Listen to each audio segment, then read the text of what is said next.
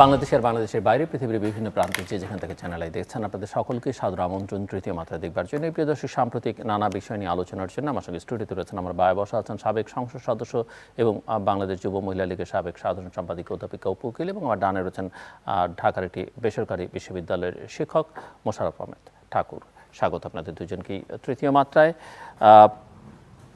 উপজেলা নির্বাচন সামনে এবং বিএনপি সিদ্ধান্ত নিয়েছে যে তারা এই নির্বাচনে যাচ্ছে না। তো আমার আপনার কাছে প্রশ্ন যে আওয়ামী লীগ আর কত ফাঁকা মাঠে গোল দিবে, এবং দ্বিতীয় কথা হচ্ছে যে এই যে প্রতিযোগিতা তৈরি করবার জন্য যখন বিরোধীরা অংশ নিচ্ছে না, তখন নিজেদের মধ্যে যে প্রতিযোগিতা একটা আবহ তৈরি করা, সেটা আসলে দলকে ক্ষতিগ্রস্ত করছে না, শক্তিশালী করছে। অনেকেই মনে করেন যে জাতীয় সংসদ নির্বাচনের মধ্য দিয়ে এই যে নানা ধরনের স্বতন্ত্র প্রার্থী, এগুলোর মধ্য দিয়ে দলের মধ্যে আসলে বিরোধ তৈরি হচ্ছে এবং যেটা আসলে দলকে ক্ষতিগ্রস্ত করছে। এবং এটা উপজেলা নির্বাচনে এবার এমনিতেই সিদ্ধান্ত নিয়েছে আওয়ামী লীগ যে তারা প্রতীক নিয়ে নির্বাচন করবে না, যদিও প্রতীক বিষয়টা ইন্ট্রোডিউস আওয়ামী লীগ সরকারের আমলেই হয়েছে, আওয়ামী লীগই করেছে। তো সেটা দলকে আরও খানিকটা সংকটের মধ্যে ফেলে দিতে পারে বলে অনেকে মনে করেন। বাট আপনি কি মনে করেন মোশাররফ আহমেদ ঠাকুর? আপনার কাছে ওই একই প্রশ্ন, বা যেটা অতিরিক্ত আপনার জন্য প্রশ্ন যে নির্বাচনের বাইরে থেকে আসলে বিএনপি ধীরে ধীরে পলিটিক্যাল প্রসেস থেকে দীর্ঘকাল দূরে সরে যাচ্ছে কিনা, এই প্রশ্নটা আপনার কাছে থাকবে অধ্যাপিকা অপু উকিল। ধন্যবাদ আপনাকে, যারা শুনছেন সবাইকে শুভেচ্ছা জানাই। সত্যি বলতে কি, দল দুর্বল হয়ে গেল কিনা, দলের আভ্যন্তরীণ দ্বন্দ্ব সংঘাত প্রকট হলো কিনা, এই বিষয়গুলো সামনে আছে, নানাবিধ কথা আছে। কিন্তু মাননীয় প্রধানমন্ত্রী জননেত্রী শেখ হাসিনা তিনি কিন্তু নিজের চেয়ে দল এবং দলের চেয়ে দেশ, এটাই প্রাধান্য দেন। এবং এটা যে দেন তার প্রমাণ কিন্তু তিনি দিয়েছেন। প্রমাণটা হলো এই, দেখেন, এই সম্প্রতি একটি মার্কিন থিঙ্ক ট্যাঙ্ক সেখানে একটা নিবন্ধ লিখেছে। সেই নিবন্ধে বলেছে যে বাংলাদেশের প্রধানমন্ত্রী শেখ হাসিনা মার্কিন কর্মকর্তাদের তার সহযোগিতা বা তাদের প্রতিশ্রুতি লাভের পর মসৃণভাবে দেশটা পরিচালনা করছে, এবং এটাকে ওনারা স্বর্ণযুগ হিসেবে অভিহিত করেছেন এই নিবন্ধে। এবং সেখানে এটাও বলেছেন যে আওয়ামী লীগের ভূমিধস বিজয়ের পর একটা শ্রেণী বলতে চেষ্টা করেছিল যে একদলীয় শাসন ব্যবস্থা। আমিও আপনার এখানে একটা টক শো করেছিলাম, সেখানে ওই প্রশ্নগুলো উত্থাপিত হয়েছিল যে 223 আসন পাওয়ার পর এটি একটি একদলীয় শাসনের দিকে ধাবিত হচ্ছে কিনা। এবং ওই নিবন্ধে কিন্তু এই কথাটা স্পষ্টভাবে বলেছে যে আওয়ামী লীগের জয়ে এই অঞ্চলের সব মহলেই প্রশংসা কুড়িয়েছে, এবং একটা দৃষ্টান্ত স্থাপন করেছেন যে প্রতিদ্বন্দ্বী পরা শক্তি দুইটি দেশ, চীন এবং ভারত, তারা দুটি দেশেই এই সরকারকে, মানে মাননীয় প্রধানমন্ত্রী আবার প্রধানমন্ত্রী হোক, তার সরকার এগিয়ে যাক, সেই প্রশংসা, সেই শুভেচ্ছা তাদের সরকারকে এবং আওয়ামী লীগকে, হ্যাঁ আওয়ামী লীগকে এই বার্তাটি বা শুভাকাঙ্ক্ষাটা তাদের ছিল। শুধু তাই না, আমি আগেই বলেছি যে নিবন্ধে এটাও উল্লেখ করেছে যে আমেরিকা বা আমেরিকার যে প্রতিশ্রুতি এই দেশটি, মানে এই সরকারের প্রতি সেই সহযোগিতার প্রতিশ্রুতিটি পাওয়ার পর সার্বিক বিবেচনায় সরকার একটি সুবর্ণ যুগ অতিক্রম করে এগিয়ে যাচ্ছে শেখ হাসিনার নেতৃত্বে। এবং সেখানে বলা হয়েছে যে 44টি নিবন্ধিত দল, সেই নিবন্ধিত দলের মধ্যে 27টি দল অংশগ্রহণ করেছে, এবং ভোটের হার যেটা সেটাও 42%, মানে 41.8% দেখিয়েছে এই নিবন্ধে অফিসিয়ালি, এটা বলেছে। তো এই যে নিবন্ধটা লিখেছে, লাস্টে যেটা লিখেছে সেটা হচ্ছে যে বিএনপির এই নির্বাচনের মাধ্যমে বিএনপি এই নির্বাচন বর্জনের মাধ্যমে জনগণের ম্যান্ডেট অনুসরণ না করে তত্ত্বাবধায়ক সরকারের মধ্যে থেকে সংবিধান সংকট তৈরির বিষয়ে যেটা আশা করেছিল, যে তারা নির্বাচনটাকে উচ্চতর আশা করেছিল, নির্বাচনটা হবে না, এই আত্মঘাতের সিদ্ধান্তও অনেকটাই আওয়ামী লীগকে ক্ষমতাসীন করার ক্ষেত্রে সহযোগিতা করেছে। এটা হচ্ছে লাস্ট নিবন্ধটা, আমি পড়ে এসেছি লাস্ট লাইন। এবং এই যে প্রসঙ্গগুলো এলো এবং তা আমি যেটা যে কোটেশন দিয়ে বললাম, যেটা বলছে যে সুবর্ণ যুগ অতিক্রম করছে, সেই সুবর্ণ যুগের যে ইয়েটা মানে কালচারটা যেটা তৈরি করেছে এই মাননীয় প্রধানমন্ত্রী জননেত্রী শেখ হাসিনা 2008 থেকে 2024 পর্যন্ত ওনার যে প্রতিশ্রুতি ছিল দেশের জনগণের প্রতি, 2008-এই সে নির্বাচনী প্রতিশ্রুতি দিয়েই উনি এসেছিলেন যে এই দেশটাকে উন্নত করব, আধুনিক করব, দারিদ্র্য বিমোচন করব, বঙ্গবন্ধু যে স্বপ্ন দেখেছিলেন প্রত্যেকটি মানুষ খাদ্য পাবে, অন্ন পাবে, বস্ত্র পাবে, বাসস্থান পাবে, সেই বাংলাদেশ আমি তৈরি করব। এবং সেই কথা প্রতিশ্রুতি কিন্তু তিনি রেখেছেন। 2021 সালে বাংলাদেশটা স্বল্প মধ্যম আয়ের দেশ অতিক্রম করে আজ এবারের যে নির্বাচনের অঙ্গীকার সেটা হচ্ছে স্মার্ট বাংলাদেশ বিনির্মাণ করা। সেই স্মার্ট বাংলাদেশের পথে যে যাত্রা সেটাকেই এই নিবন্ধে শেখ হাসিনার সুবর্ণ যুগ হিসেবে অবহিত করেছে। এবং দ্যাটস অল ফাইন, কিন্তু আমার প্রশ্ন যে আপনার কাছে যেটা ছিল যে ফাঁকা মাঠে আওয়ামী লীগ আর কতকাল গোল দিবে, আপনি ওটা অ্যান্সার করেছেন যে শেখ হাসিনাই ম্যানেজ করবেন দল, কাজেই এই সব নির্বাচনে নিজেদের মধ্যে বিরোধ থাকলে সেটা কোনো সমস্যা ফেলবে না। কিন্তু আরেকটা যে ছোট প্রশ্ন আমি রেখেছিলাম যে ফাঁকা মাঠে গোল দিতে দিতে আর কতকাল পারি, আমি কিন্তু সেই প্রশ্নটাই যাচ্ছি। আপনার প্রশ্নটা আমার ঠিক, আমি টার্গেট করেছি। আচ্ছা, তো এই যে একটু ছোট্ট করে এই যে মানে এখানে ভোট কত পেল, ভোটার কত গেল, ভোট ব্যবস্থাটা নিয়ে একটা অংশ বা একটা দল যে কথা মানে তাদের বলছে যে ফাঁকা মাঠ আসছে না নির্বাচনে। আমি এখানে কিন্তু উল্লেখ করেছি যে 23টি দল নির্বাচনে অংশগ্রহণ করেছে। নিবন্ধিত 44টি দলের মধ্যে তো আপনি জানেন যে প্রাইভেট লিমিটেড কোম্পানির মতো দল আছে। তারপরও যে এখানে 27টি দল অংশগ্রহণ করেছে, তো ফাঁকা মাঠে গোল সেই অর্থে বলা যাবে না। আমার কথাটা হচ্ছে, আমি যেটা আমি বলতে চেষ্টা করেছিলাম এই এতগুলো রেফারেন্স দিয়ে, সেটা হচ্ছে যে বাংলাদেশের জনগণ জানছে যে এই দেশটা জননেত্রী শেখ হাসিনা বঙ্গবন্ধুর কন্যা এগিয়ে নিয়ে যাচ্ছেন। এটাতে যে কোনো রকম ফাঁক নেই। এটা দেশের জনগণ তাদের দৈনন্দিন জীবনযাপনের প্রক্রিয়ার মধ্য দিয়ে বুঝতে পারছেন, ওদের অনুধাবন করতে পারছেন, এবং প্রত্যেকটি পর্যায়ে জনগণ এই সুযোগ সুবিধা পাচ্ছেন। বা বাংলাদেশটা আজ এগিয়ে যাচ্ছে এবং জনগণ এদেশের সিটিজেন, এদেশের সোসাইটি, ইকোনমি সব ডিজিটাল হচ্ছে, মানুষ মাথা উঁচু করে দাঁড়াচ্ছে। এটাতে শেখ হাসিনার প্রতি যে আস্থা সেটা শতভাগ।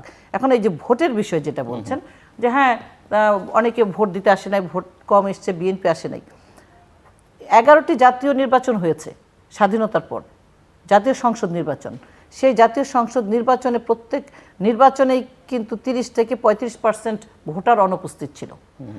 তো এখন এই 2024-এ দাঁড়িয়ে ভোটার সংখ্যা বা আগামীতে ভোটার সংখ্যা, এই ভোট যখন দেশ উন্নত হবে ঠিক তখনই ওই ইউরোপ আমেরিকার মতো ভোটাররা ভোট ব্যবস্থার প্রতি, ভোট দেওয়ার প্রতি তাদের যে আগ্রহটা সেটা কমবে। এমনও তো আছে, আপনি জানেন যে অনেক দেশে আছে, বিশেষ করে ইউরোপের অনেক দেশে, যে ভোট দিতে জনগণ বা ভোটার আসে না, যে কারণে 50% ভোট দেওয়ার বাধ্যবাধকতা আছে সংবিধানে, সেজন্য আবার দ্বিতীয়বারও ভোট নিতে হয়। এটা তো সেই সব দেশে কিন্তু ভোটার আসলো না কেন, ভোটার কি হলো, এগুলো নিয়ে প্রশ্ন নাই। তো বাংলাদেশের ক্ষেত্রে যে এই যে আমরা একটা বড় প্রশ্ন, ফাঁকা মাঠে গোল আর ভোটার আসছে না কেন, এই প্রশ্নটা কিন্তু আলটিমেটলি 30-এর নির্বাচনে দেখবেন যে এই কথাগুলো আর আসবে না। আস্তে আস্তে মানুষের মনোবৃত্তিটা পাল্টে যাবে।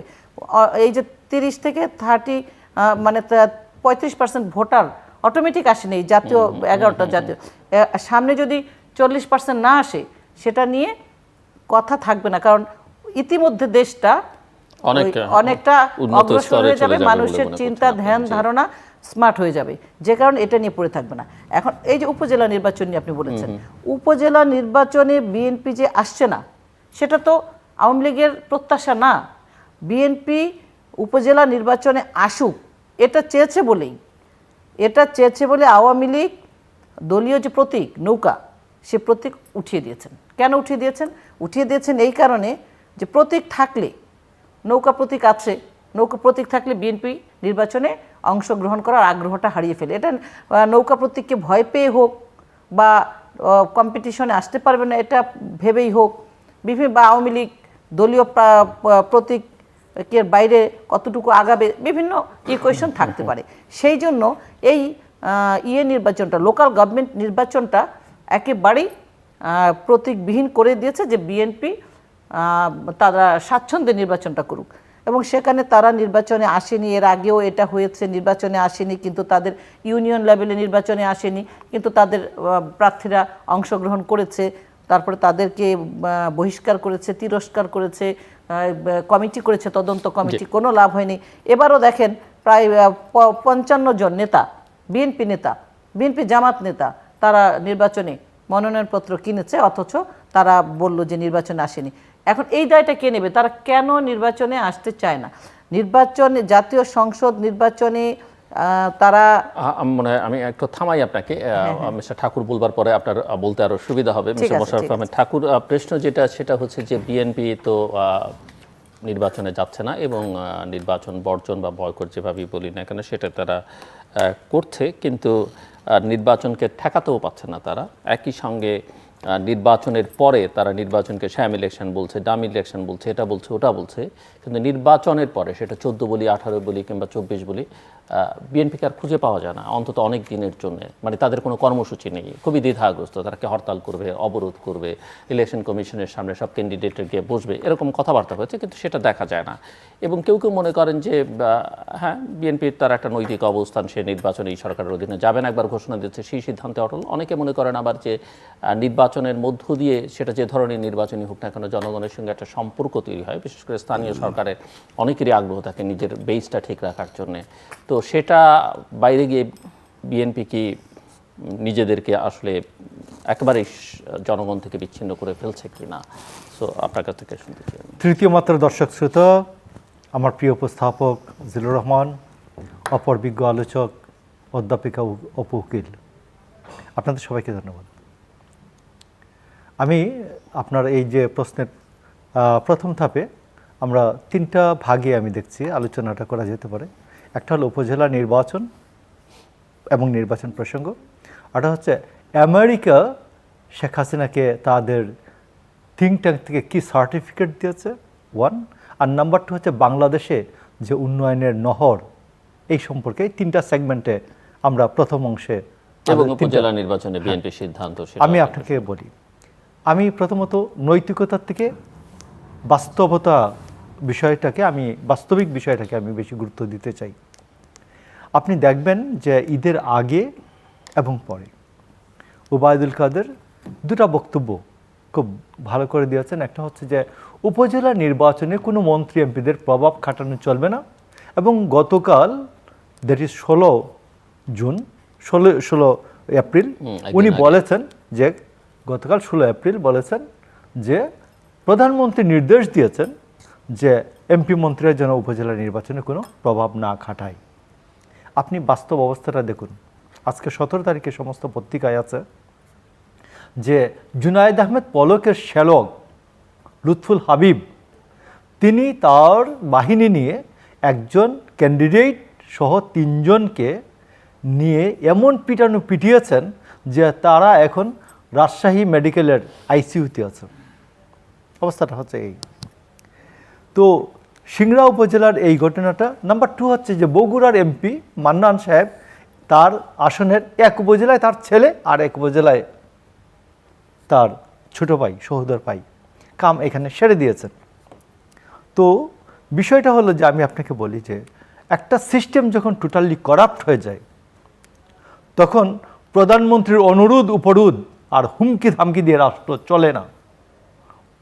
তিনি তার যে বাঘের পিঠে যে বাঘের পিঠে শোয়ার হয়েছেন সেই বাঘ তাকে যেখান পর্যন্ত নিয়ে যায় ওই জায়গা পর্যন্ত তাকে যেতে হয়। আপনাকে আমি আরও একটু ছোট্ট বিষয় আজকে আপনার নজরে আনি। তো এই জন্য আমি আপনাকে বলি যে এই উপজেলা নির্বাচনে আওয়ামী লীগের হানাহানি মারামারি কাটাকাটি এটা এমন পর্যায়ে নিয়ে যাবে আওয়ামী লীগ হয়তো বা জরুরি অবস্থাও জারি করতে হতে পারে।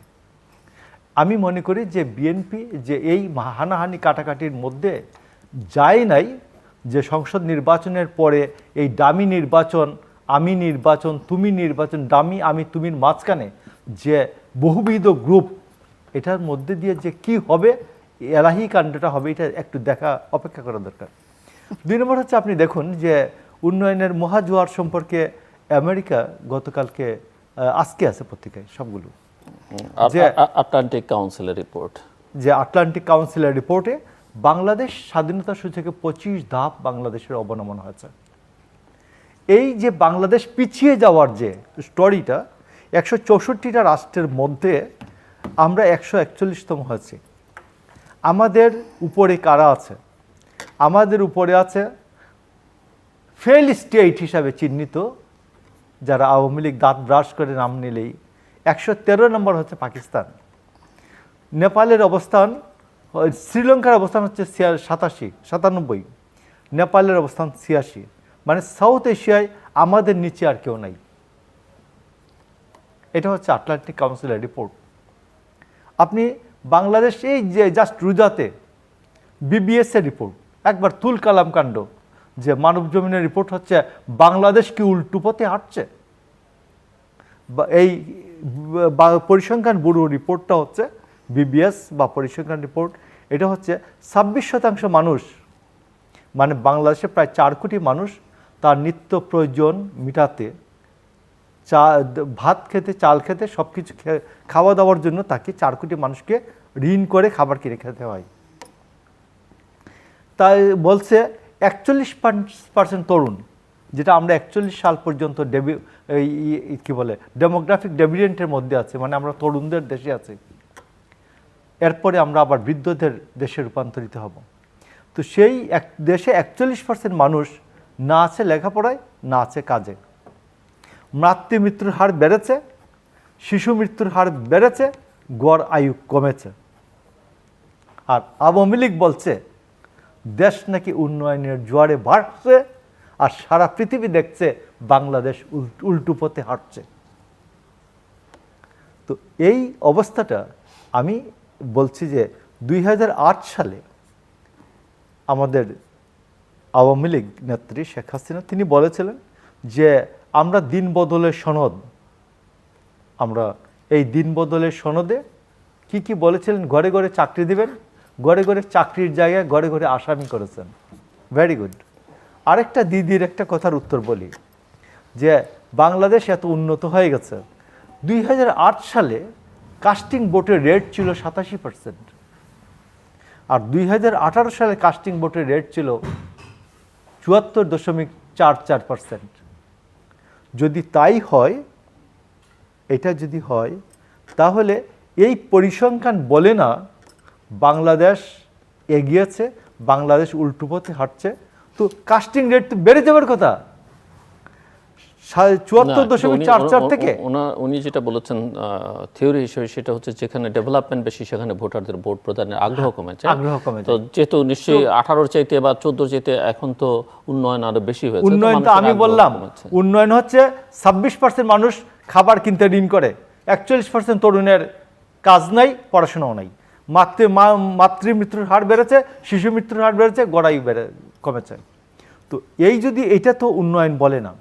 আপনি মইনুল ইসলাম, আওয়ামী লীগের আমলে 21 পদকপ্রাপ্ত অর্থনীতিবিদ, মইনুল ইসলাম বলেছেন যে দেশে মূল্যস্ফীতি থাকে, মুদ্রাস্ফীতি থাকে এবং আরেকটা, তো এই 3টা থাকে, তো এটাকে উন্নয়ন বলা যায় না।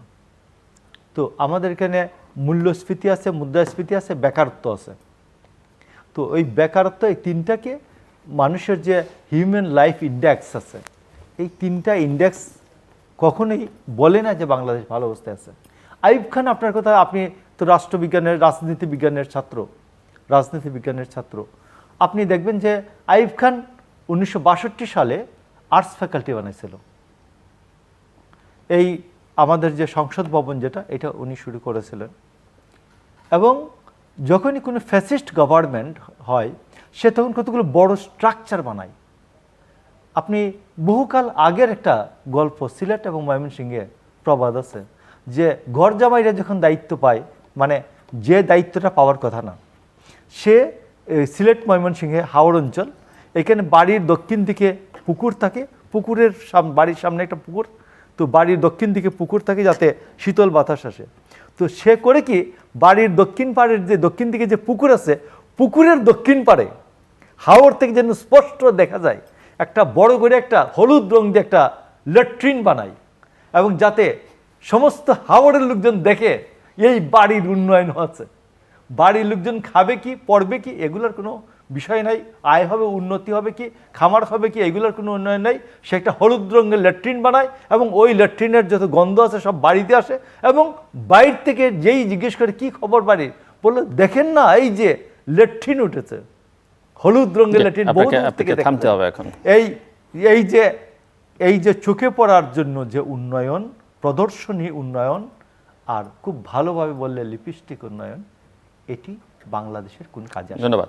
অধ্যাপিকা উপকুলনী আটলান্টিক কাউন্সিলের লেটেস্ট রিপোর্টের কথা বলছিলেন, যেটা স্বাধীনতা এবং প্রসপারিটি, সমৃদ্ধির সূচক, এবং রিপোর্ট দেখাচ্ছে যে বাংলাদেশ স্বাধীনতা সূচকে সেটা লিগ্যাল, পলিটিক্যাল, ইকোনমিক সব সূচকে বাংলাদেশ নিম্নগামী, এবং সেই সূত্র ধরে প্রসপারিটি, যেটাকে আপনারা বলছেন যে অনেক উন্নয়ন হচ্ছে, তারা দেখাচ্ছে যে প্রসপারিটিতে, সমৃদ্ধিতেও বাংলাদেশ নিম্নগামী, এবং সেই সূত্র ধরে যে ফরেন ডিরেক্ট যে ইনভেস্টমেন্ট, সেখানেও বাংলাদেশের অবস্থান অনেক নিচের দিকে। কেননা যেখানে সমৃদ্ধি থাকে না, যেখানে স্বাধীনতা থাকে না, সেখানে আসলে বিদেশিরা কোনো সহযোগিতা করতে চায় না, সেটাও ওই স্টাডি দেখাচ্ছে। সো আপনার কাছ থেকে শুনতে চাই। হ্যাঁ, এই যে আটলান্টিক কাউন্সিলের যে রিপোর্টটা এসছে, এটা কিন্তু আমাদের মাননীয় নেতা, বাংলাদেশ আওয়ামী লীগের সাধারণ সম্পাদক, উনি কিন্তু এটা গতকালই ব্রিফ করেছেন। ব্রিফটা হলো এই যে বাংলাদেশে যেমন একটি কুচক্রি মহল আছে, কিভাবে যেমন মোশাররফ ভাইয়ের কতগুলো কথা যেগুলো একেবারেই নেগেটিভ, তার মধ্যে কোনো আশাই নেই, বাংলাদেশটা রসাতলে গেছে, দুর্গন্ধ বের হচ্ছে বাংলাদেশ নিয়ে, উন্নয়ন অবকে কিছুই নাই। তো এই যে মনোবৃত্তির যে মানুষগুলো, এটা কিন্তু আছে আমেরিকার যারা এই গবেষণা করছে তাদের মধ্যে আছে। সেটাই যদি না হতো তাহলে কিভাবে এই রিপোর্টে, কোন রিপোর্টের মধ্যে তারা কি কোন পয়েন্টগুলো ধরে রিপোর্ট করেছে, সেগুলো কিন্তু তারা ওই রিপোর্টের মধ্যে আমরা পাইনি, ব্যাখ্যা দেয়নি। কোন কোন মানে একটা রিপোর্ট করার ক্ষেত্রে যে নিয়ামকগুলো ধরা হয়, সেই নিয়ামকের রিপোর্টে উল্লেখ করা হয়নি, শুধুমাত্র ব্রিফিংটা করা হয়েছে। যে এই ব্রিফিংটা করা হচ্ছে, কিন্তু পুরো রিপোর্টটা ওয়েবসাইটও আছে, এবং মেথোডোলজি কিভাবে তারা করেছে সেগুলো তারা ব্যাখ্যা তারা দিয়েছে, ওয়েবসাইটে দিয়েছে। যাই হোক, কিন্তু বাংলাদেশের স্বাধীনতা নাই, সমৃদ্ধিটা নাই, এই যে তারা দুইটা টার্ম ব্যবহার করেছে, এটা একেবারে নিশ্চিত যে এর মধ্যে অবশ্যই এই মনোবৃত্তির মানুষগুলো যারা এই দেশকে এগিয়ে নিতে চায় না, বাধা দিতে চায়, সেখানে সেই স্টাডিটা করেছে তারা 160টিরও বেশি দেশের উপরে, মানে তাদের শুধু ফোকাস যে বাংলাদেশ তা কিন্তু নয়, না সেটা করে নাই। কিন্তু বাংলাদেশের ক্ষেত্রে যেটা করেছে, বাংলাদেশ এখন সব মানে যে কোনো সংস্থায়, আন্তর্জাতিক সংস্থাগুলো যে রিপোর্ট করে, সেখানে বাংলাদেশকে প্রাধান্য দেয়, গুরুত্ব দেয়। এবং সেখানে আমরা দেখেছি যে এর আগেও দেখেছি, যেমন ওয়াশিংটন টাইমস যখন একটা রিপোর্ট করে, সেটা আপনি অবশ্যই জানেন যে সেখানে একটি পক্ষকে সমর্থন করে। ঠিক তেমনি বিভিন্নভাবে এখানে লেনদেন করে, অর্থ বিনিয়োগ করে রিপোর্ট করানো হয়। বিভিন্ন ধরনের যারা ওই দেশে আওয়ামী এন্টি, এই সরকারের এন্টি বসবাস করে, তাদের সমর্থন পুষ্ট হয়ে রিপোর্ট করানো হয়, বিভিন্নভাবে এটা করানো হয়। তারা আমেরিকা একটা রিপোর্ট করে দিল কোনো একটা সংস্থা, সেটা যে সত্যি, এই সত্যিটা মানে বাংলাদেশের জনগণের সঙ্গে বা এদেশ বা অর্থনৈতিক ব্যবস্থা, সামাজিক ব্যবস্থা, সব মানে প্রকৃত রিয়েলিটি যেটা, তার সাথে মিলল কিনা সেটাও অ্যাডজাস্ট করার বিষয় আছে। এখানে দুটি টার্মই আপনি উল্লেখ করেছেন যে সমৃদ্ধি, বাংলাদেশের উন্নয়ন সমৃদ্ধিটা নাই। তো কিভাবে নাই, কোথায় নাই, সেটা তো ব্যাখ্যা করে দেখাক। সেটা আছে কিনা আমি জানি না ওয়েবসাইটে, যে মানে বাংলাদেশের স্বাধীনতা নাই, কাদের স্বাধীনতা নাই, কিসের স্বাধীনতা নেই? রাজনৈতিক স্বাধীনতা নেই, তারা বলছে অর্থনৈতিক স্বাধীনতা নেই, এবং আইনি বিচারে, এখানে আইনের শিক্ষক আছেন, তারা বলছে যে লিগ্যাল ক্ষেত্রেও কোনো ফ্রিডম নেই। আচ্ছা, রাজনৈতিক স্বাধীনতা নাই যে বলেছে, এটাই তো পক্ষপাত দুষ্ট। কারণ রাজনৈতিক স্বাধীনতা নাই বলতে তারা বিএনপি জামাতকে মিন করে তাদের স্বাধীনতা দেওয়ার কথা বলেছে। কোন স্বাধীনতা? নির্বাচনে আসার জন্য রিপোর্ট করে দেখে একটা, যে তাদের নির্বাচনে গেলে ভালো হয়, না হলে কি হয়। কাজে এইরকম একটা রিপোর্ট দিয়ে বাংলাদেশের উন্নয়ন, অগ্রগতি, সমৃদ্ধি, স্বাধীনতা, এটাতে কিছুই যায় আসে না। এটা এগিয়েই যাবে এবং যাবে এই জন্য, যেমন একটা কেন যাবে সেটা হলো এই যে মোশাররফ ভাই বলছিল একটা, যদিও তার এই এক্সাম্পলটা এই টকশোর কোনো কথার সাথেই সঙ্গতিপূর্ণ নয়, তারপর তিনি বলেছেন যে ঘর জামাই যখন দায়িত্ব পায় তখন এই মানে যে দায়িত্ব পাওয়ার কথা নয়, কথা নাই। তো ঘর জামাই আপনি কাকে মিন করেছেন? আওয়ামী লীগকে মিন করেছেন, যে আওয়ামী লীগের ক্ষমতায় যাওয়া আর কথা নয়, বা জননেত্রী শেখ হাসিনার প্রধানমন্ত্রী হওয়ার কথা নয়। জননেত্রী শেখ হাসিনা বা আওয়ামী লীগ ঘর জামাই না। এই দলটি হচ্ছে সেই দল যেই দলটি এদের স্বাধীন করেছে। আর প্রধানমন্ত্রী শেখ হাসিনা হচ্ছে সেই স্বাধীনতার স্থপতি, জাতির পিতার কন্যা, সুযোগ্য কন্যা। কাজে এই যে এই এক্সাম্পল এখানে আসে না। ঠিক তেমনি এই আটলান্টিক কাউন্সিলের রিপোর্টটাও এর সাথে সঙ্গতিপূর্ণ নয়। এবার আরও কিছু কথা এসছে, আমি সেখানে যাই। দেখেন, বলছেন যে কাদের ভাই, ওবায়দুল কাদের আমাদের সংগঠনের সাধারণ সম্পাদক, উনি কি বলেছেন যে উপজেলা নির্বাচনে মন্ত্রী এমপিরা যেন প্রভাব না খাটায়। মাননীয় প্রধানমন্ত্রীও বলেছেন। তো এটা তো একটি দলকে বা সরকারের যারা ব্যক্তিবর্গ আছেন, এমপি মন্ত্রী যারা আছেন, তাদেরকে সতর্ক যে করা হলো, তো পজিটিভ আপনি দেখবেন, নেগেটিভ কেন দেখছেন? এটা কেন বলা হয়েছে? বলা হয়েছে প্রভাব না খাটা মানে কি? এটাকে নির্বাচন ব্যবস্থা মানে নির্বাচনে প্রভাব খাটানোর কথা বলা হয়নি। কি বলা হয়েছে? যে আত্মীয় স্বজনরা দাঁড়াতে চাচ্ছে। একটি এলাকায় একজন এমপি, তিনি অনেক দিন ধরে আছেন, পপুলার এমপি, তার আত্মীয় স্বজনরা দাঁড়াতে চাচ্ছে, সেটাকে নেগেটিভ সাইডে দেখার কোনো বিষয় না। কিন্তু আওয়ামী লীগ মনে করছেন, আওয়ামী লীগ প্রধান, মাননীয় প্রধানমন্ত্রী বা মাননীয় নেতা ওবায়দুল কাদের, ওনারা মনে করছেন, দল মনে করছেন যে এমপি যিনি আছেন তার পরিবারের লোকজন নির্বাচন না করুক, এটা চাচ্ছেন। তো সেটাতে নেগেটিভ কিছু নাই। একজন এলাকার এমপি, তিনি 3বার এমপি হয়েছেন, 4বার এমপি হয়েছেন, অনেক পপুলার হয়েছেন, মন্ত্রী হয়েছেন, তার আত্মীয় স্বজনরা নির্বাচনে যেতেই পারে। একটি পরিবারের মানুষ নির্বাচনে অংশগ্রহণ করার মধ্যে কোনো মানে সেখানে নেগেটিভ সাইড নাই। কিন্তু দল চাচ্ছে না। দল কেন বলছে যে অন্য আরেকজন হোক, কম্পিটিশন, মানে দল কি সেটা বলছে না? দল বলছে যে তারা যেন প্রভাব বিস্তার না হ্যাঁ, করে। প্রভাবও যেন না খাটায়। নির্বাচনে তো প্রভাব খাটাতে পারবেই না, লোকাল গভর্নমেন্টে তো না। প্লিজ, আমি শেষ করছি। আমি শেষ করছি। যে পলকের শ্যালক যেটা কাজটা করলো, এটা কি ওবায়দুল কাদের সাহেবের আমি পয়েন্টগুলো নোট করেছি, ওইখানে আমি আসবো। আমি বলছি যে এই যে প্রভাব খাটানোর না বিষয়টা, এটা কিন্তু কোনো এমপি মন্ত্রী এলাকায় স্থানীয় সরকার এমনিও নির্বাচনে তারা যেতে পারে না, তারা কাজ করতে পারে না, এটাও নির্বাচন কমিশনের রুল। তো এখন দল থেকে যদি সতর্ক করা হয় এটা আরও ভালো কথা, এটা তো পজিটিভলি দেখার বিষয় আছে। আর এই যে জুনায়েদ আহমেদ পলকের এলাকায় যে ঘটনাটা ঘটেছে, সেই ঘটনাটাকে তো কেউ প্রশ্রয় দেয়নি, এমনকি জুনায়েদ আহমেদ পলকও প্রশ্রয় দেয়নি। তাদেরকে আইনের আওতায় আনা হয়েছে, এটা নিয়ে হেডলাইন হয়েছে, সকলের দৃষ্টি সেখানে আছে। একটি নির্বাচনী দেশে মহাযজ্ঞ, 150টি আসনে নির্বাচন, উপজেলায় নির্বাচন হচ্ছে, সেখানে তো দু একটি এলাকায় এরকম ঘটনা ঘটতেই পারে। বিএনপির আমলে তো খুন হয়েছে, খুন, জোড়া খুন, অনেক কিছু ঘটেছে। তো এটা এখানে এরকম দু একটা ঘটনা ঘটলেই তার সাথে সব কিছু গেল। যেমন বললেন যে আওয়ামী লীগ জরুরি অবস্থা ঘোষণা করতে পারে এই জাতীয় নির্বাচন নিয়ে, তাতে আপনার মনে হয়ে গেল একজন প্রার্থী বগুড়ার নাটোরের প্রার্থীর এই ঘটনাতে আপনার মনে হয়ে গেল যে জরুরি অবস্থা ঘোষণা করা হতে পারে উপজেলা নির্বাচন নিয়ে? এটা আপনার যে ভাবনাটা, সেটাকে কিন্তু আমি খারাপভাবে দেখছি না। কেন? এই যে এটা কিন্তু বিএনপি দলেরই ভাবনা, কি জরুরি অবস্থা খোঁজে। মানে এই আওয়ামী লীগ সরকার ক্ষমতায় আসার পর কিভাবে আওয়ামী লীগ সরকারকে মানে পতন ঘটানো যায় সেজন্য স্বপ্ন দেখে, ভাবে, মানে চিন্তা করে, ভাবতে ভাবতে ভালো লাগে। কি ভালো লাগে? একটা জরুরি অবস্থা ঘোষণা হয়েছে, তো করোনায় জরুরি অবস্থা চাই, ঘূর্ণিঝড়ে জরুরি অবস্থা চাই, দুর্যোগে জরুরি অবস্থা চাই, ওই শ্রীলঙ্কায় অর্থনৈতিক বিপর্যয় হচ্ছে, বাংলাদেশেও ঘটবে, সেটার জন্য স্বপ্ন। এখন আবার আপনি স্বপ্ন দেখছেন উপজেলা নির্বাচনে এমন ঘটনা ঘটে যাবে যেন একদম জরুরি অবস্থা জারি করে দেয় এবং সেই জরুরি অবস্থায় আওয়ামী লীগ সরকারের পতন হয় আর বিএনপি সুরসুর করে ক্ষমতায় চলে যেতে পারে। এই ভাবনাগুলো বাদ দিতে হবে, জনগণের কাছে যেতে হবে, নির্বাচনে অংশগ্রহণ করতে হবে, উপজেলা নির্বাচনে ফেস করতে হবে এবং জনগণের ভোট আদায় করার জন্য জনগণের সঙ্গে সম্পৃক্ত হতে হবে। আরও কত কথা বলেছেন যেটার কোনো তথ্য ভিত্তি নাই, অবান্তর কথা বলেছেন। গড়ায়ু কম, অবশ্যই গড়ায়ু বেড়েছে এই সরকারের আমলে।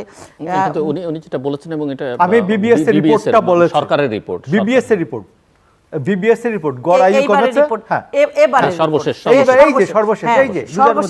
সর্বশেষ রিপোর্টে দিয়েছে। কিন্তু আপনি যদি দেখেন 2004 সালে অতি দরিদ্রের হার ছিল 24%, বা অতি দরিদ্রের হার ছিল 24% এই সরকারের আমলে। এখন অতি দরিদ্রের হার 12%, 9%। এই যে দারিদ্রের হার আগে ছিল 42%, এখন দারিদ্রের হার 20%।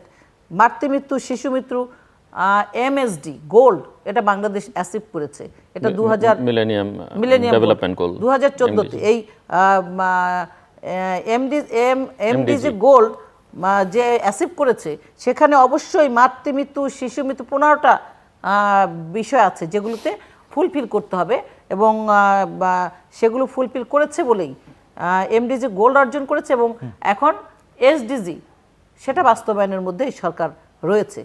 এই কথাগুলো বললে হবে না। গড়ায়ু অনেক বেড়েছে, হয়তো এবার কমেছে, কিন্তু গড়ায়ু কোথায় ছিল সেখান থেকে কোথায় এসেছে। মানে ওনার বক্তব্য হচ্ছে যে বিএনপির চাইতে বেটার, নিজেদের মধ্যে হয়তো একটু ওঠানামার মধ্যে আছে। না, এবারের রিপোর্টটা হয়তো কমেছে, অনেক বেশি উঠে গেছিল, এখন নেমে যাচ্ছে। আরেকটা কথা আপনি বলেছেন, একটু ছেড়ে যে দেখো আমি ছেড়ে দিচ্ছি, বলেছেন কি দিন বদলের সনদ নিয়ে নেমেছে শেখ হাসিনা। দিন কি বদলায় নাই মোশাররফ ভাই? দিন কি বদলায় নাই? দিন কি বাংলাদেশে কি জঙ্গিবাদ আছে? বাংলাদেশে কি হাওয়া ভবন আছে? বাংলাদেশে কি সেই মানে চাকরির জন্য হাহাকার করেছে ধর্মীয় সংখ্যালঘু সম্প্রদায়? একটা চাকরিও দেওয়া হয় নাই। সাম্প্রদায়িকতার বিষ বাষ্প ছিল, সেটা কি আছে? দিন কি বদলায় নাই? দিন বদলে বাংলাদেশটা ডিজিটাল হয়েছে।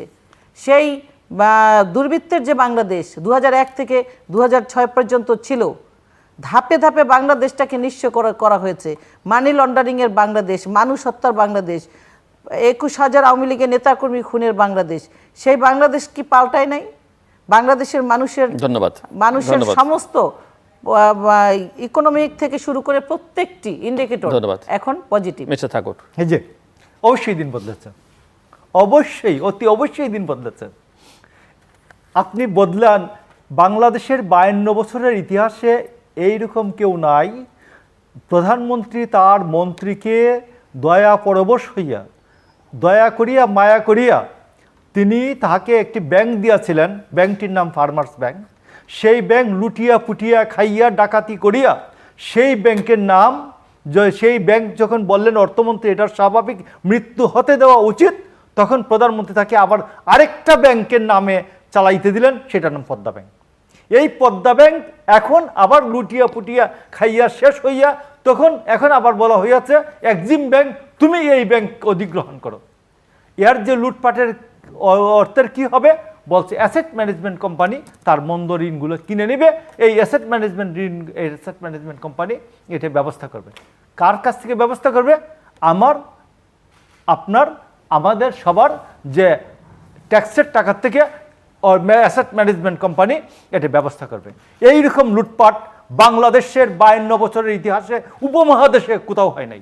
আপনি আসুন, বেসিক ব্যাংকে বলা হচ্ছে তুমি মার্জ করো কার সাথে? সিটি ব্যাংকের সাথে। সিটি ব্যাংকে বলা হচ্ছে তুমি বেসিক ব্যাংকে অধিগ্রহণ করো।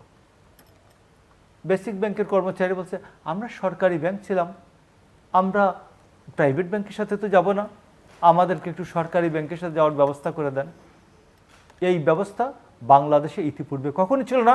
আব্দুল হাই বাচ্চুর মতো লুটেরা, যার 700 কোটি টাকার বাড়ি পাওয়া গেছে, যে 2,500 কোটি টাকা লুটের দায়ে তাকে দুদক ডেকেছে, আজ পর্যন্ত প্রধানমন্ত্রীর এইরকম দয়া পরবশ, এইরকম দয়ার শরীর যদি প্রধানমন্ত্রী না থাকতো, তাহলে আব্দুল হাই বাচ্চুকে জেলের বাইরে থাকে?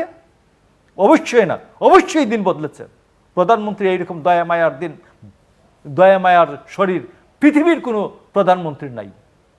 তো এই জন্য আমি আপনাকে বলছি, আপনার নিশ্চয়ই মনে আছে 2020 সালের দিকে রন হক শিকদার এবং দীপু শিকদার, দুই ভাই এক্সিম ব্যাংকের ডিএমডি আর এমডি, অতিরিক্ত এমডি আর এমডি, দুইজনকে নিয়ে ভালো করে পিটিয়েছিলেন পূর্বাচলে।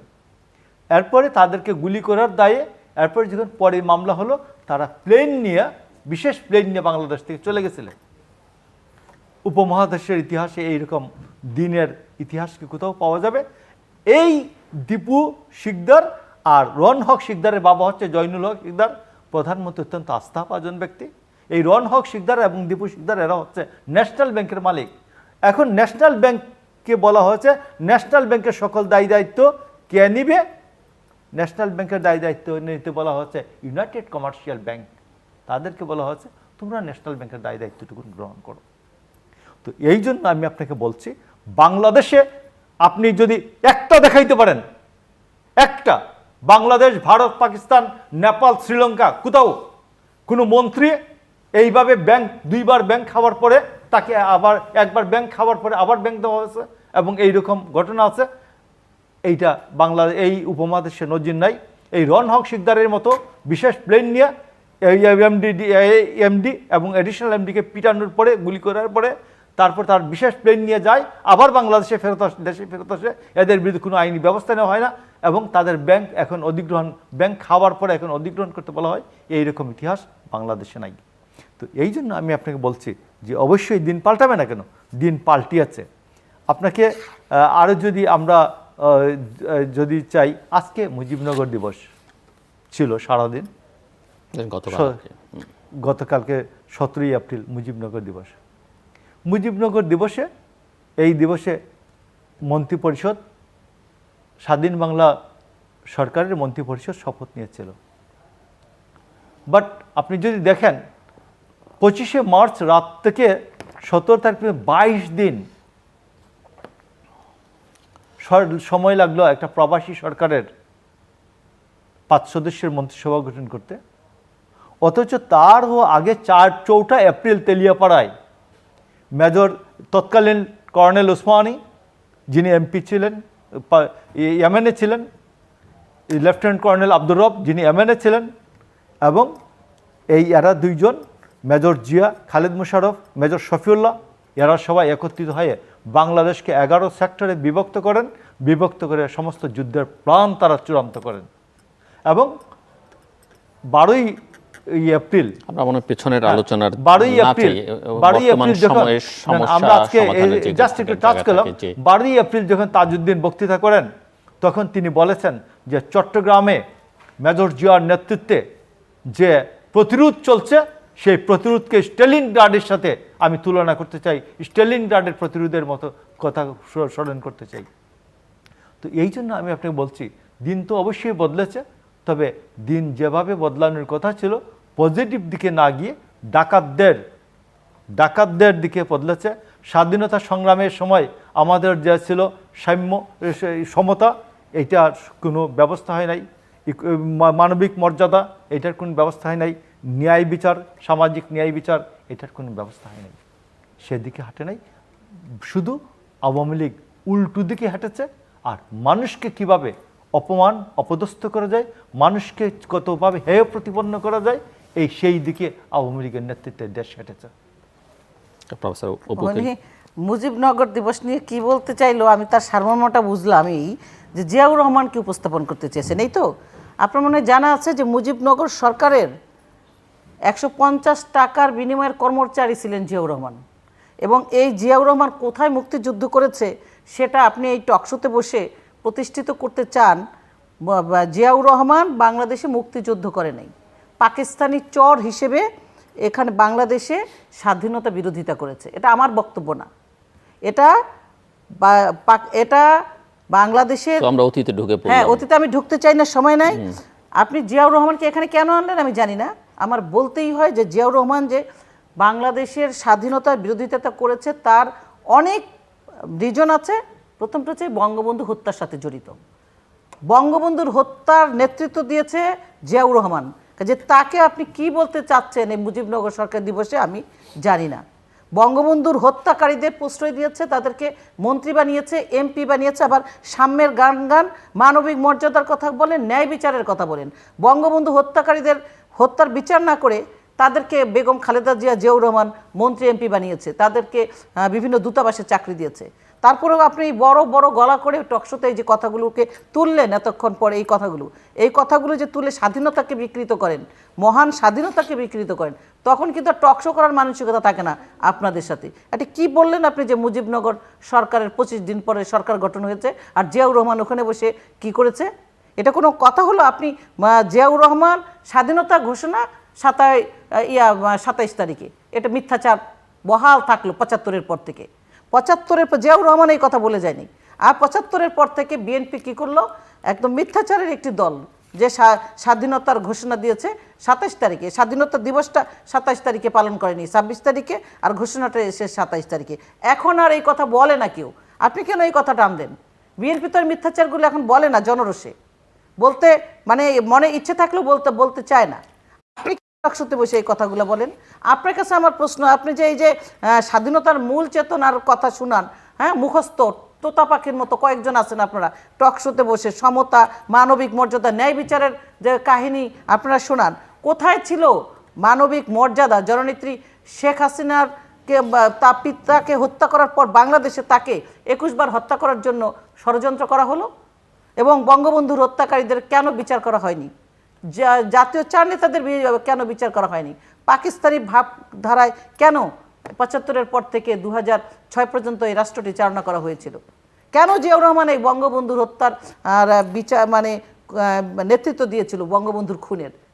হ্যাঁ, তারপরে আপনি এই ধরনের কথাগুলো বলছেন। আর এই ইতিহাস ঘাটতে যেন না। এই ইতিহাস শুধু তাই না, যে স্বাধীনতা বিরোধীদের আলবদর, আল শামস, এদেরকে, গোলাম আজমদেরকে এদেশে রাজনীতি করার নাম করে বাংলাদেশটাকে পিছিয়ে দিয়েছে। বাংলাদেশ 2008-এর পর থেকে এখন এগিয়ে যাচ্ছে, সেটা সহ্য করতে পারছেন না। কেন এখন জামাতের কথা বলেন না মুখ দিয়ে জনরোষে? জামাতের সঙ্গে নিয়ে যে 75-এর পর থেকে বাংলাদেশটাকে এই যে সাম্প্রদায়িক বাংলাদেশ বানিয়েছিলেন, এখন আর জামাতকে নিয়ে কেন দল করেন না, বসেন না কিসের জন্য? বাংলাদেশের মানুষ সে প্রত্যাখ্যান করেছে আপনাদেরকে। কি করেছে? প্রত্যাখ্যান না, প্রতিহত। আর এখন টকশোতে বসে কি বললেন মুজিবনগর সরকার দিবস নিয়ে? আমি কিছুই বুঝতে পারলাম না। আচ্ছা, আর এই যে ব্যাংক কেলেঙ্কারি কথা বলছেন, বুঝাই দিতে পারবো, অসুবিধা নেই। হ্যাঁ, বলবেন, ঠিক আছে। আপনি বলবেন। আর্থিক খাত এবং ব্যাংকিং খাতের জন্য মিথ্যাচার, ব্যাংকিং খাতটা বলেন, ব্যাংকিং খাতটা বলেন। ব্যাংকিং খাতে শোনেন, মন্ত্রীদের লুটটা বলেন। বাংলাদেশের ব্যাংক ব্যবস্থা, এই সোনালী, বাংলাদেশে যে সরকারি ব্যাংকটা ছিল, আগে তো বেসরকারি, আপনি বলবেন, নোট করেন, আমাকে বলতে দেন। তারপরে সরকারি ব্যাংকগুলো ছোট করতে হবে, কারণ আমাদের হাতে সময় নাই। আগে তো আর বেসরকারি ব্যাংকগুলো ছিল না। 91-এর পরে যে সরকারি ব্যাংকগুলো, সেই সরকারি ব্যাংকগুলোর কবর রচনা করেছে কে? করেছে তারেক রহমান। তারেক রহমানের নামে এখনো 4টি মামলা আছে সোনালী ব্যাংকের ব্যাংক লুটের জন্য। সেই মামলাগুলো কিসের ছিল? এই যে 13টা কোম্পানি বানিয়েছিল তারেক রহমান সরকারি জায়গা দখল করে, তারপরে ঋণ নিয়েছিল।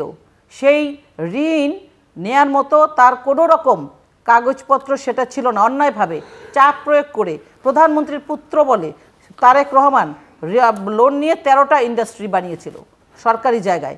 সেই টাকা এখনও ফেরত দেয় নাই। মামলা আছে রমনা থানায়, মামলার নাম্বার সহ। যদি ঝিল্লু ভাই সময় দেয় আমি সব করতে পারবো। আমি আরও উপস্থাপন করেছিলাম এই কথাগুলো। এই যে ব্যাংকের টাকা লুটপাট করা, এটা শুরু করেছিল তারেক রহমান 91-এ, যখন যা সেরাগেঞ্জি ভাঙা সুটকেসের মধ্য থেকে বেরিয়ে এসে স্বপ্ন দেখেছিল সমুদ্রে জাহাজ উড়াবে, আকাশে উড়োজাহাজ চড়াবে, বাংলাদেশটাকে দখল করবে, ব্যবসা করবে, কোকো লং সিরিয়াল বানাবে, সেটা করেছিল।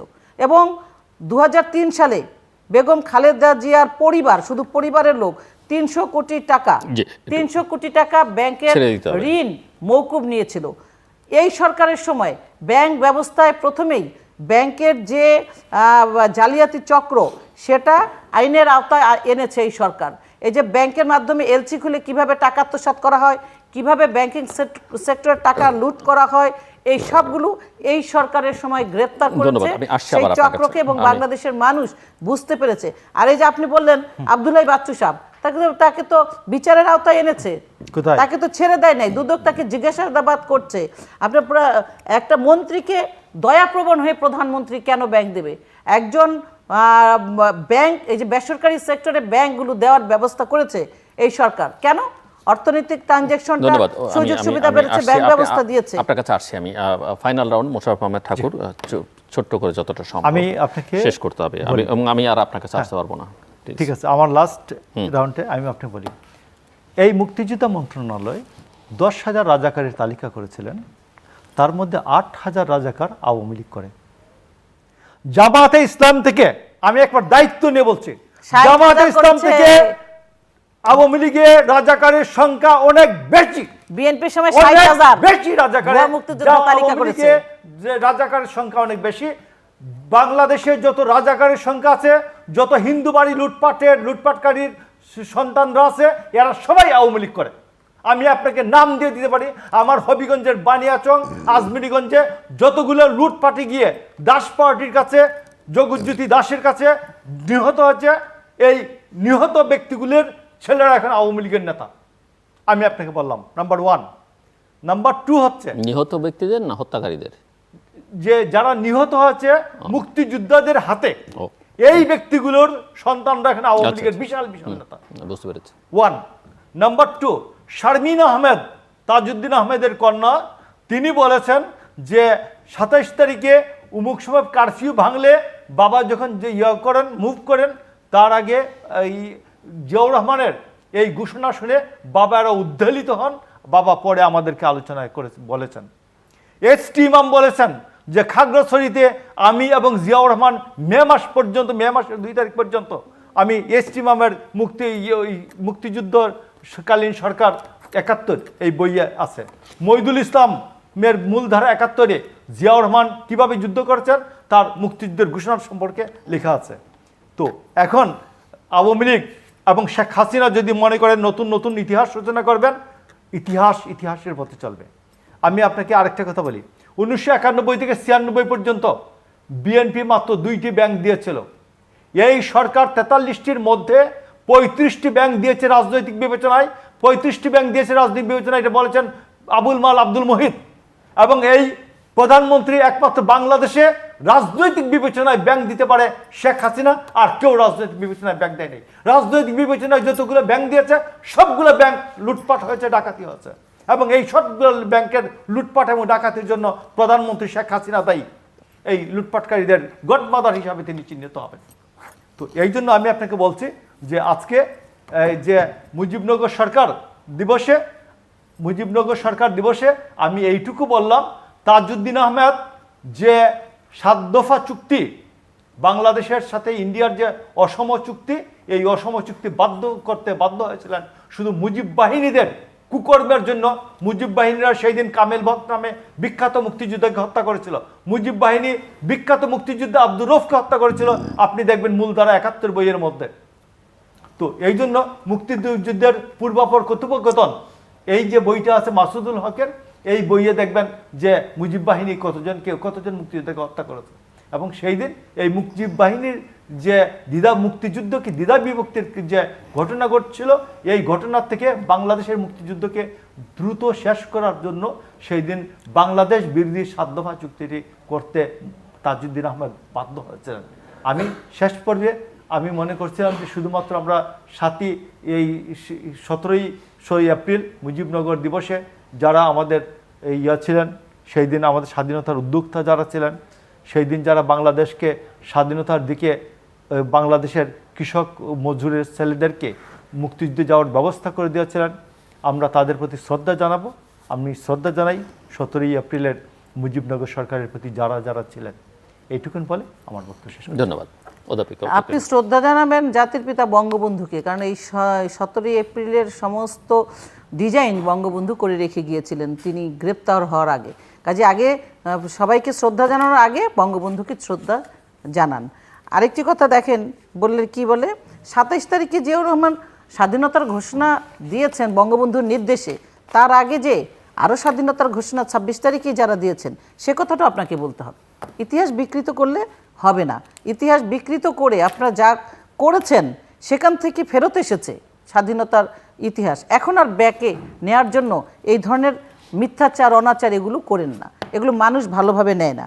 আরেকটি কথা আপনি বলেছেন, দেখেন এই কি মানে জয়নুল হক শিকদারের ব্যাংক, ন্যাশনাল ব্যাংক, এবং উনি প্রধানমন্ত্রীর খুব ঘনিষ্ঠ। আপনাকে এই তথ্যটা কে দিল? প্রধানমন্ত্রী ঘনিষ্ঠ একজন ব্যবসায়ী মানুষ, উনি একটি ব্যাংক প্রতিষ্ঠা করেছে। ওনার ছেলেদের মধ্যে ওনার ব্যাংক ব্যবস্থাপনার মাধ্যমে সমস্যা হয়েছে, গুলিগালা হয়েছে, সেটার ব্যাপারে মামলা হয়েছে। তো এখানে আপনি প্রধানমন্ত্রীকে জড়াচ্ছিলেন কেন? কে আপনাকে বলল যে প্রধানমন্ত্রীর উনি ঘনিষ্ঠ লোক? উনি একজন ব্যবসায়ী, মনে প্রাণে ব্যবসায়ী। জিল্লুভাইও জানেন উনি কারো পকেটের লোক না, উনি কোনো দলের পকেট। কাজে এই যে প্রধানমন্ত্রীকে জড়িয়ে এ ধরনের মন্তব্যগুলো করেন, এই ধরনের কথাগুলো বলেন, এই ধরনের কথাগুলো আপনি বলতে পারেন কিনা টক শোতে বসে? আর রাজনৈতিক বিবেচনায় ঢাকা ব্যাংক সাদেক হোসেন খোকা কিভাবে নিয়েছিল? আপনি বললেন রাজনৈতিক বিবেচনায় এই উপমহাদেশে কোনো ব্যাংক কখনো যায়নি। কিভাবে সাদেক হোসেন খোকা, সাদেক হোসেন খোকার সঙ্গে মির্জা আব্বাস ঢাকা ব্যাংকের কিভাবে কোন বিবেচনায়? আপনি তো বললেন প্লিজ 91 থেকে 96 দুইটা ব্যাংক দেওয়া হয়েছে আর আপনি 35টা ব্যাংক দিয়েছেন। আপনি আমাকে বলতে দেন, কি বলেন? বলতে দেন আমাকে। কোথায় দুইটা, কোথায় 35টা ব্যাংক? আপনি 1 থেকে 6 পর্যন্ত কোনো ব্যাংক দেওয়া হয় নাই। আরে 5 বছর ক্ষমতায়, এখন তো 15 বছর 16 বছর। আপনি মানে ওরকম উত্তেজিত হয়ে কথা বললে তো হবে না, শুনতে হবে। আর সময় নেই আমার কাছে, কনক্লুড করেন। সময় নেই, পাল্টা অভিযোগ না করে উস্কে দিয়ে লাভ নেই। না, এক ব্যাংক শেষ করেন, ডিফেন্ড করেন। হ্যাঁ ঠিক আছে। এক ব্যাংক যদি আরেক ব্যাংকের সাথে একীভূত হয়, আপনি এর মধ্যে দেখেছেন যে আমেরিকায় 2টি ব্যাংক বিলুপ্ত হয়েছে। তো এক ব্যাংক আরেক ব্যাংকের সাথে একীভূত হওয়া, কোনো ব্যাংক যদি বসে যাওয়া, এগুলো হতে পারে। সেটাকে নিয়ে আপনি কত বড় মন্তব্য করলেন, এই জন্য নাকি শেখ হাসিনা গড মাদার হিসেবে বিবেচনা করবে। শেখ হাসিনাকে নিয়ে আপনাদের এত জ্বালা পোড়া, এত আপনারা শেখ হাসিনার প্রতি অসন্তুষ্ট, কারণ শেখ হাসিনাকে মিটিংয়ে দাঁড়িয়েও তাকে হত্যা করতে চান। 21 বার হত্যা করার পরিকল্পনা করে টক শোতে বসে সবগুলো কথার মধ্যে প্রধানমন্ত্রীকে নিয়ে আসেন, শেখ হাসিনাকে নিয়ে আসেন, এবং তার সাথে কোনো কিছু সম্পৃক্ত নাই তাও, এবং তাকে গড মাদার বানাতে ইচ্ছে করে আপনার। তো বাংলাদেশের জনগণ তো শেখ হাসিনাকে চায়, তার নেতৃত্বে চায়। এই সব কথা বলে বলে বিএনপি আজকে ডাস্টবিনে, নেতৃত্ব শূন্য, নিজেদের মধ্যে অন্তর্কলহ। আপনি কোথায় আছেন, কি অবস্থায় আছেন, বিএনপির দল কি মানে কি করছে, তাদের অবস্থানটা কি আপনি ভালো করে জানেন। কাজেই নিজেদের দলের যে অবস্থানটা আজকে দেউলিয়াত্মবরণ করেছে, কেন? একটি কারণ, এই বারবার করে শেখ হাসিনাকে হত্যা করা, আওয়ামী লীগকে নিশ্চিহ্ন করা, বঙ্গবন্ধুর হত্যাকারীদেরকে নিয়ে খেলাধুলা করেছে এতদিন ধরে, তার জন্য এই পাপে আজকে বিএনপির এই দশা। 111 আসতো না, তারেক রহমানকে উত্তম মধ্যম দিয়ে আছে, কেন বিদেশ বসে আছে? এটা কিন্তু পাপ। কেন, কোন পাপ? এই স্বাধীনতা বিরোধী, স্বাধীনতার বিরোধিতা এই জামাতকে সঙ্গে নিয়ে পাপ। এবং শুধু তাই না, বাংলাদেশকে নিয়ে যে দেশের জনগণকে নিয়ে যে রক্তচোষার টাকা মানি লন্ডারিং করে বিদেশে বিভিন্নভাবে সেই জড়ো করেছে, দেশের মানুষকে অভুক্ত রেখে, সেই পাপ। সেই কারণে আজকে বিএনপি দেখে নেতৃত্ব শূন্য, বিএনপির নাম কেউ নিতে চায় না, দলের নেতাকর্মীরাও নিতে চায় না, দল থেকে চলে আসতে চায়, নির্দেশনা মানে না, দলটির অবস্থা হয়ে গেছে। শুধুমাত্র এই যে আপনাদের মতো নেতারা বসে মিথ্যা কথা বলেন, হাজার হাজার এটা আপনি বললে তো হবে না, লক্ষ লক্ষ বিএনপির নেতা কর্মী এবং আজকে দেখেন জীবনযাপন করছে। কেন? এই যে মিথ্যাচারের রাজনীতি এবং অসত্যের রাজনীতি, মানুষ হত্যার রাজনীতি, মানুষ খুনের রাজনীতি, এই রাজনীতি করে ধন্যবাদ। আজকে বিএনপির অবস্থা। ধন্যবাদ। এখান থেকে বেরিয়ে আসতে হবে। দর্শক, অনুষ্ঠানের শেষ প্রান্তে আমরা সামাজিক যোগাযোগ মাধ্যম ফেসবুক এবং টুইটারে তৃতীয় মাত্রা লাইভ স্ট্রিমিং হচ্ছে, আপনারা দেখতে পারেন। টেলিভিশন পর্দায় দেখতে না পারলে যে কোনো সময় যে কোনো স্থান থেকে ইউটিউবে তৃতীয় মাত্রা চ্যানেলটি সাবস্ক্রাইব করে পর্ব বা পুরনো পর্বগুলো আপনারা দেখতে পারেন। মিস্টার মোশাররফ আহমেদ ঠাকুর এবং অধ্যাপিকা উপকূল অসংখ্য ধন্যবাদ এই আলোচনা করার জন্য। দর্শক, ইতিহাস চর্চা অনেক হয়েছে এবং ইতিহাস চর্চা করতে গিয়ে আসলে ইতিহাসের মুক্তি মেলেনি। আমরা সত্য প্রতিষ্ঠা করতে প্রায় সকল ক্ষেত্রেই ব্যর্থ হয়েছি, বরং পরিস্থিতিটা আরও তিক্ত হয়েছে, আরও নগ্ন হয়েছে। এবং এই সিদ্ধান্তে বাংলাদেশে উপনীতই হয় যে ইতিহাসের সঙ্গে সংশ্লিষ্ট ব্যক্তিবর্গ যতদিন জীবিত আছেন ততদিন আসলে বাংলাদেশের প্রকৃত ইতিহাস, বিতর্কমুক্ত ইতিহাস তৈরি করা সম্ভব নয়। যদিও ইতিহাসটা সবসময় বিতর্ক থাকে, নতুন নতুন ইতিহাস রচনা হয়, ইতিহাসের ধর্মই সেটা। এবং একই সঙ্গে ইতিহাসের বিভিন্ন পর্যায়ের যারা সুবিধাভোগী তারাও যতক্ষণ আছেন, তাদের অস্তিত্ব ততক্ষণ আছে, ততক্ষণ বাংলাদেশের ইতিহাসের নোংরা চর্চা অব্যাহত থাকবে। সেটা আমরা চাই না। আমরা বরং আলোচনা করতে চাই বাংলাদেশের সমৃদ্ধি অগ্রগতি নিয়ে, যেগুলো নিয়ে কেউ কেউ প্রশ্ন তুলছেন যে সমৃদ্ধির সংকট আছে, স্বাধীনতার সংকট আছে, কিংবা বৈদেশিক সহায়তার সংকট আছে। আটলান্টিক কাউন্সিলের রিপোর্ট নিয়ে আলোচনা হচ্ছিল, বা পিবিএসের যে রিপোর্ট, সেখানে যে ব্যত্যয় বিচ্যুতিগুলো দেখা যাচ্ছে সেগুলো কেন দেখা যাচ্ছে, সেই আলোচনাগুলো করলে বরং সকলেরই লাভ হবে। যারা ক্ষমতা আছেন তারাও একটা পথরেখা পাবেন, বিরোধীরাও যদি যৌক্তিক গঠনমূলক আলোচনা করেন সেখানে একটা সমাধান বা তাদের ভবিষ্যতের জন্য সেটা কল্যাণকর হবে।